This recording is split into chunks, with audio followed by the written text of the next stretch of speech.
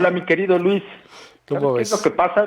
Discúlpame que me meta a lo mejor en lo que no me importa, pero No, no, ¿cómo crees? acuérdate de la definición que dio el diccionario de Oxford de la palabra posverdad en 2016. Decían que la posverdad es esa circunstancia en la que la gente le cree más a lo que le causa emoción que a los verdaderos hechos.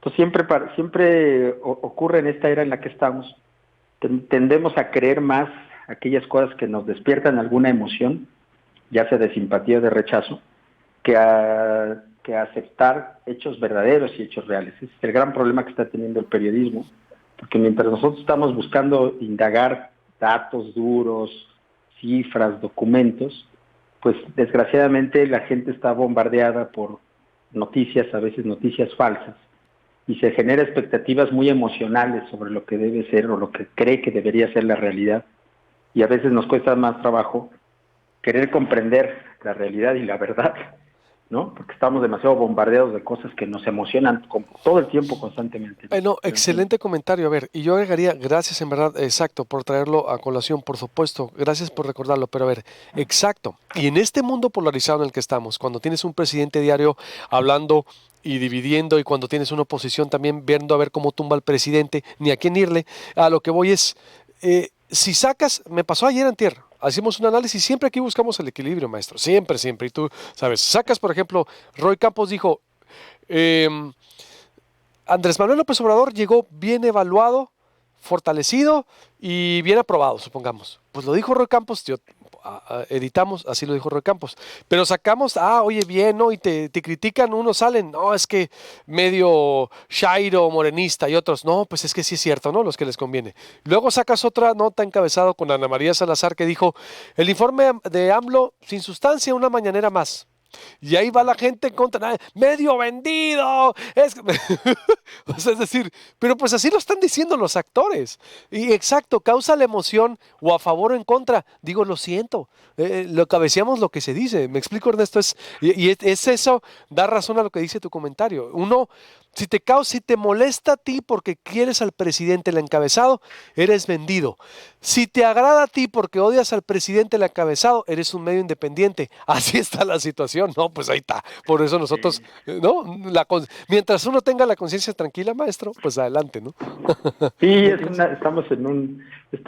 pues son los tiempos que nos están tocando vivir en este momento, mi querido Luis, No, ¿no? totalmente, hombre. Y, además, digo, ahí Y, está. De y se nosotros, vale, y a ver, también se vale que la gente se emocione, la verdad es que lo bueno es que la gente te escuche, se emocione y participe, ¿no? A final no, de claro. cuentas, No, todos tenemos totalmente. que tener No, hombre, claro, la no, imagínate, posibilidad ya de tengo 10 años expresar. aquí, no, hombre, el lomo, tengo dos lomos y todo, no, me vale, me río, yo tengo gente más embajada del lomo, me encanta que el deporte que se no va, y además tú y yo venimos de esa transición digital en donde nos tocó solo el periódico, solo la prensa, solo la radio, en donde no había esto, y nos hemos adaptado, no, no, claro, pero a veces uno tiene que explicar, porque me llama la atención que dices, haces un esfuerzo de publicar siempre y aún así, no, hombre, te agarran, no, no dejas contento, pero en fin, así es esto, ya te he robado mucho tiempo, maestro, en una explicación epistemológica, pero a ver, adelante para el show de San Lázaro, maestro, y lo que estamos viendo por allá, la Pues 64. fíjate, pues fíjate bueno, pues ayer ya hubo un desenlace, ¿no? Pero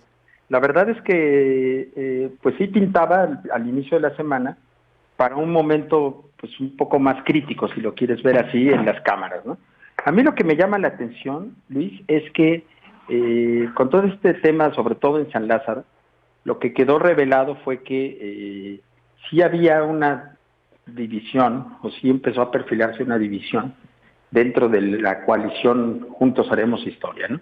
Vemos por un lado a Noroña y al PT peleando con dientes y uñas la presidencia de la mesa directiva, el presidente diciéndoles el lunes en la mañana que no se vale hacer cualquier maniobra con tal de llegar a los cargos. Al día siguiente se da una votación en la que no se puede elegir a la mesa directiva porque Noroña convenció a un grupo importante de Morena de votar en contra. Y finalmente ayer vemos ya que se logra una votación a favor de la priista Dulce María Sauri para presidir la Cámara, pero vemos a Fernández Noroña acusando a Olga Sánchez Cordero, fíjate qué grave acusación, acusando a la secretaria de Gobernación de haber interferido ella en la decisión de la Cámara para lograr que la presidencia quedara en manos de Dulce María Sauri. Es una acusación gravísima, viniendo de alguien que está dentro de la 4T y que está dentro del movimiento de López Obrador o de este movimiento llamado Cuarta Transformación, que te habla de una descomposición política importante, Luis. Y aquí quizá lo que hay que destacar es cómo lo que son capaces de hacer con tal de mantener esas posiciones. Acuérdate que hace un mes más o menos el Partido Encuentro Social, aliado de Morena y del PT, acusó a Noroña de comprarle diputados para engrosar las filas del PT y poder rebasar al PRI el número de diputados y poder aspirar a la presidencia de la mesa directiva. Después el PT, pues tienen alguna negociación con ellos, se quita esa acusación, pero ahí queda como esa mancha. Después el PT recluta personajes que son impresentables, recluta a 2 experredistas, Héctor Serrano y Mauricio Toledo, a los que llevan años denunciando, incluso Claudia Sheinbaum los ha denunciado como corruptos, como personajes que cuando estuvieron operando en el PRD, en la Ciudad de México, en el gobierno de Mancera, eran personajes muy oscuros y tal. Los terminan reclutando en la bancada del PT con tal de conseguir esos diputados que les hacía falta para llegar a la presidencia de la mesa directiva.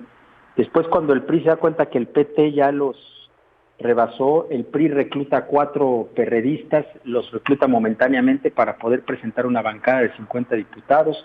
En fin, mucho desaseo, Luis, por la pelea de una mesa directiva, cuando en realidad lo que quizá estamos esperando de nuestros diputados es un Congreso que por fin se reactive. Hemos tenido un Congreso ausente en estos meses de pandemia, a diferencia de lo que pasó en otros países. Aquí el Congreso pues nunca fue un contrapeso, nunca revisó las decisiones que se tomaron desde el sector salud. Ha sido un Congreso bastante ausente en todo este proceso, y ahora que comienza el periodo ordinario, pues comenzó con estas pequeñas escaramuzas, con estas pequeñas batallas, y que la verdad no pintaban nada bien. Creo que ayer pues hay ya un acuerdo en la Cámara de Diputados, sí manchado con esta acusación que hace Fernández Noroña de que Gobernación habría operado para que los diputados de Morena por fin votaran a favor de esta mesa directiva, pero veremos, es un año muy importante, Luis. Lo que estamos viendo en este momento es el inicio del último año de la legislatura, de la 64 legislatura, que en realidad va a durar 4 o 5 meses. ¿Por qué, Luis? Porque los diputados y los senadores trabajarán de aquí a diciembre, tendrán que aprobar el presupuesto, la ley de ingresos, hacer la glosa del informe presidencial, y a partir de diciembre lo que vamos a ver, Luis, y Sonora será un caso, es a los senadores yéndose a buscar las candidaturas a gobernador, a presidente municipal. Hay por lo menos 20 senadores y senadoras que están apuntando hacia alguna de las 15 gubernaturas que estarán en juego el próximo año, y también veremos a los diputados buscando presidencias municipales o buscando su reelección. La ley dice, o las reglas que se están perfilando indican, que a partir de enero o febrero los diputados van a tener que pedir licencia para irse a hacer su campaña, y por primera vez en la historia de México los diputados podrán reelegirse consecutivamente. Entonces vamos a tener a diputados ya interesadísimos en las campañas, yo creo que renunciando a sus puestos a partir de enero o febrero, y de manera que el segundo periodo ordinario de este año será un periodo completamente marcado ya por las campañas, completamente marcado por el proceso electoral. Entonces tendremos un Congreso que en los hechos, Luis, sesionará de septiembre a diciembre, y lo que puedan sacar ahí, maestro, todo lo que puedan sacar en términos de presupuesto, de leyes para paliar la crisis económica, de medidas para paliar la crisis sanitaria, las reformas que puedan hacer, y después nos iremos ya todos al tema electoral, a las campañas, y será hasta septiembre del próximo año cuando reinicie realmente las labores legislativas propiamente dichas, ¿no? Entonces tú ves ya prácticamente un periodo legislativo disfuncional o poco productivo. Pues va a ser muy corto, ¿no? Muy corto, ¿no? Pues sí, porque incluso desde ahorita ya lo vemos, digo, hay senadores que ya se están moviendo por estas candidaturas, hay personajes que están ya completamente en campaña, de manera muy abierta. Yo no sé qué le preocupe más en este momento a un senador que aspira a una gubernatura, si su campaña o ir a discutir una ley de, no sé, de aguas, o una ley de amnistía, o una ley, o un presupuesto, ¿no? Entonces, creo que vamos hacia un periodo muy corto de trabajo legislativo, que será, insisto, de aquí a diciembre, y después lo que veremos es ya todos los personajes muy puestos ya en una campaña, que por lo que comentábamos al principio del comentario, pues tal cual será una campaña súper polarizante, será el espacio, ahora sí, será el espacio político de la contienda política, ojalá se mantenga en términos muy civilizados y que se mantengan estos cauces institucionales de lo que es una campaña, ¿no? Tampoco nos debemos espantar de que haya debate y de que haya discusiones fuertes, ojalá se mantengan esos cauces, pero sí, será un periodo muy corto lo que le queda al último año ya de la legislatura. Pues veremos entonces, Ernesto, porque exactamente lo que yo veo que llega una 4T y no cambia también la productividad legislativa o los mismos vicios, Ernesto. Sí, Los mira, mismos vicios. A ver, te yo voy no, a yo no compartir. veo diferencia, discúlpame, pero lo que me estás narrando no corresponde a lo que, a la expectativa que se genera. Además, con los pleitos de Fernández Noroña, los pleitos de diputados llamados traiciones. A ver, lo que no quieren es hacer política. Hay ciertas facciones del morenismo que lo que no quieren es hacer política, o la política se hace como ellos quieren, si no, no. Vaya situación, Ernesto, en verdad, con la política mexicana. Fíjate que sí, efectivamente, acuérdate que venimos de un periodo de lo que se llamaba parálisis legislativa, Sí. donde el presidente no tenía mayoría en las cámaras, entonces tanto Fox como Calderón como Peña Nieto, cualquier cosa que querían hacer la tenían que negociar con un Congreso en donde los partidos de oposición eran mayoría. Hoy estamos en una circunstancia distinta. A partir de 2018, el partido en el gobierno es al mismo tiempo el partido que tiene más de 250 diputados y donde tiene una mayoría, si bien no para dar mayoría calificada, pero sí una mayoría simple bastante clara en el Senado de la República, y sin embargo no ha sido una legislatura que se haya caracterizado por grandes leyes transformadoras. Hay leyes importantes, hay reformas importantes, como la creación de la Guardia Nacional, como todas estas contrarreformas que se hicieron en materia educativa, pero por ejemplo esta legislatura, teniendo la fuerza mayoritaria, la posibilidad de haber hecho muchísimas reformas constitucionales, esta legislatura ha publicado solamente 7 reformas constitucionales ya en 2 años, y las reformas, por ejemplo, una reforma de gran calado, que tú digas, esta es una reforma de cambio de régimen, como presume López Obrador, no ha ocurrido, y es bien paradójico. Se supone que estamos en un cambio de régimen, y sin embargo no ha habido 2 reformas que serían fundamentales en un cambio de régimen. Una reforma política profunda que revise nuestro sistema político electoral, por ejemplo, no ha habido, no la hubo. Una reforma fiscal que revise el pacto fiscal, que revise que la distribución de los ingresos y el gasto público de este país, no la ha habido. Y lo que estamos viendo es estos pleitos que vemos de los gobernadores con la Secretaría de Hacienda, con el gobierno, es prueba de que no hubo un nuevo pacto fiscal, no. Es decir, se supone que en un cambio de régimen, y en el espacio natural donde se debieron haber hecho reformas a la Constitución. Muñoz Ledo llegó a hablar incluso hasta de una nueva Constitución para un nuevo régimen.